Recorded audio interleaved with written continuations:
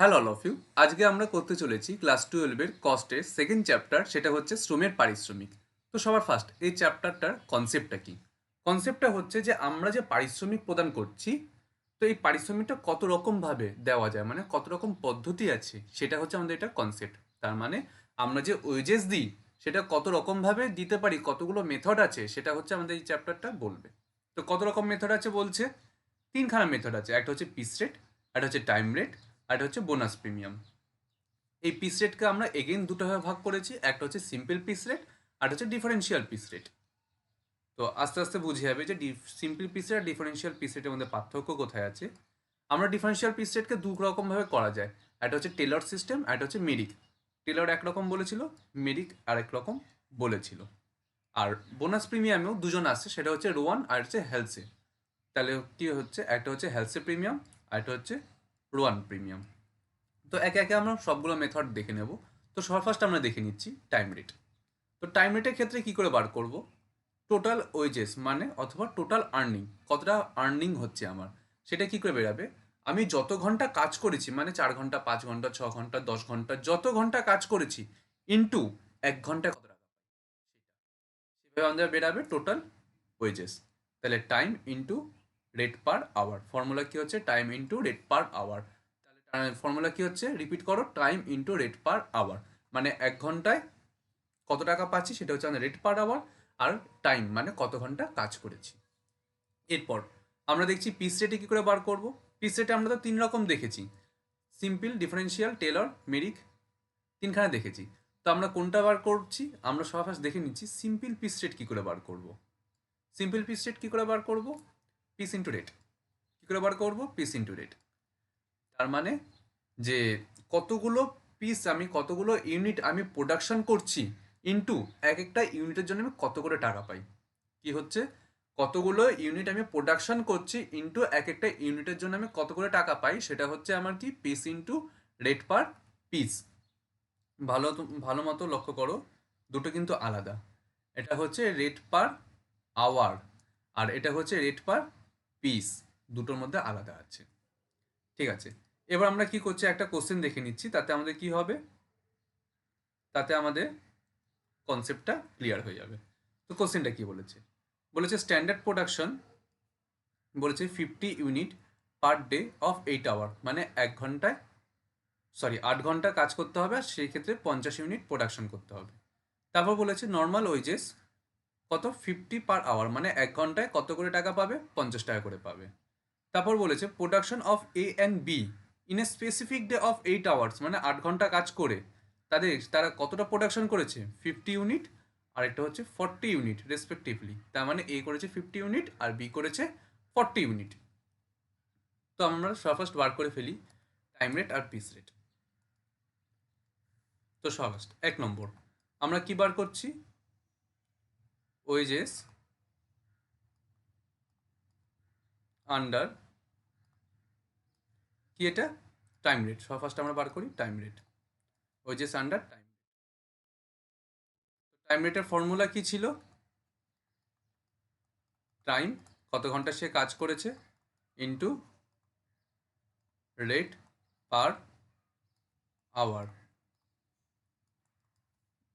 Again B এর জন্য লিখে নিই একবারে, তাহলে time into rate per hour.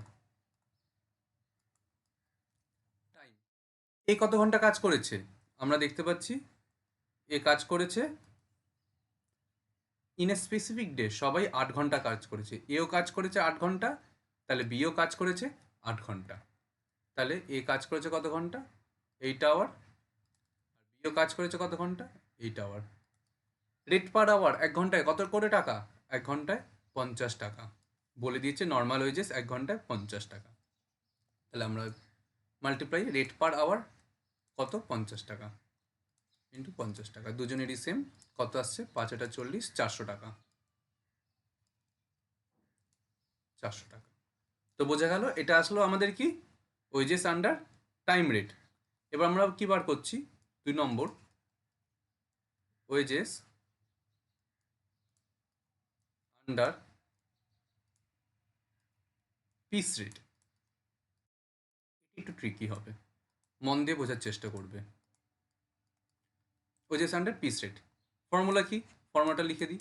Formula কি হচ্ছে, পিস কতগুলো সে উৎপাদন করছে, পিস ইন্টু রেট। কোন রেট, রেট পার পিস, এটা যেন মাথায় থাকে। এখানে অর্ধেক উইকেট পড়ে যাবে, সবাই দুটো সেম করে দেবে। তাহলে এ হচ্ছে কি হচ্ছে, piece into rate per piece, আর বিয়েরও তাহলে ফর্মুলা হচ্ছে same, piece into rate per piece. তো দেখি কে কতটা প্রোডাকশন করেছে। এ করেছে কতটা ইউনিট, আমরা পিস মানে কতটা সে এক একজন প্রোডাকশন করেছে সেটা দিচ্ছি। কতটা, এ করেছে 50 ইউনিট আর বি করেছে 40 ইউনিট। তাহলে পিসের জায়গায় কত বসাবো, 50 আর 40। কেন, বোঝা গেল, কারণ এ করেছে 50, বি করেছে 40, তো অ্যাজ ইট ইজ বসিয়ে দিই। তাহলে এ করেছে কত, 50 ইউনিট, আর বি করেছে কত, 40 ইউনিট। বসে গেল। এবার হচ্ছে মেন জায়গা, রেট পার পিস। একটা পিসের রেট কত, কোশ্চেন বলেছে, বলেনি। এখানে বলেছে 50 পার আওয়ার, 1 ঘন্টায় কত। আমরা কি চাইছি, একখানা পিসের জন্য কত। কি করে বার করব, কোশ্চেন দেখো আমাদের কী কী ইনফরমেশন দিয়েছে। আমাদের বলেছে 50 ইউনিট পার ডে, একদিনে। একদিনে কত ঘন্টা কাজ করতে হবে, 8 ঘন্টা কাজ করতে হবে। তার মানে 8 ঘন্টায় কতগুলো ইউনিট করতে হবে, 50টা ইউনিট করতে হবে। তাহলে আমরা সব ফার্স্ট কী বার করব, 1 ঘন্টায় কতগুলো ইউনিট বার করতে হবে। কীভাবে বার করবো দেখো, রাফের মতো দেখাচ্ছি, তারপর দেখাচ্ছি পরীক্ষায় ওয়ার্কিংস কী করে করবে।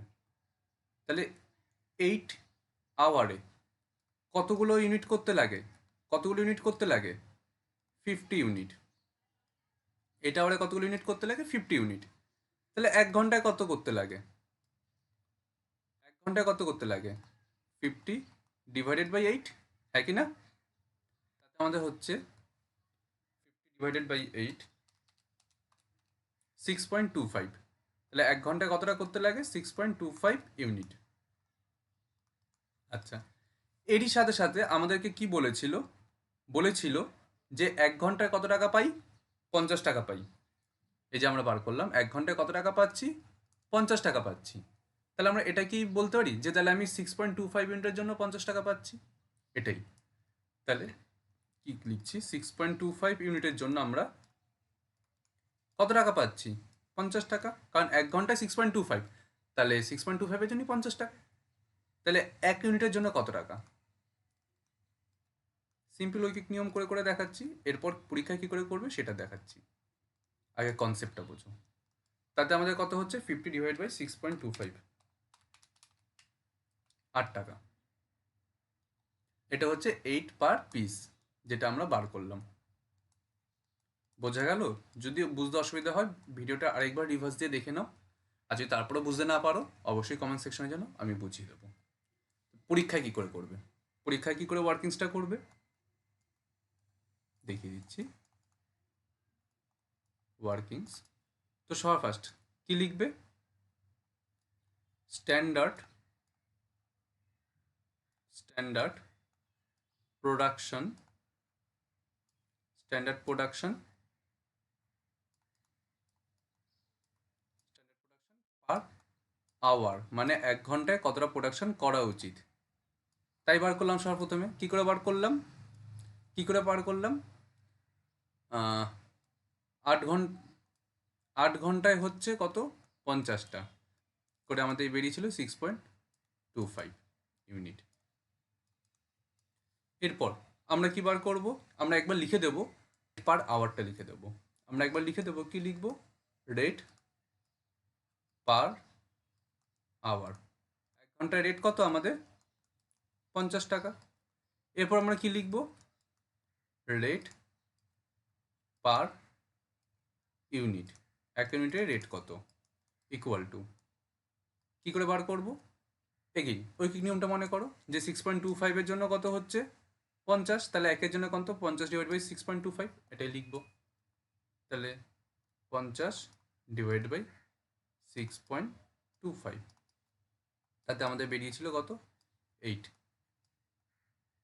Per unit. বোঝা গেল? এইভাবে তোমরা পরীক্ষায় করবে। তাহলে আমরা লিখে দিই কত হচ্ছে 8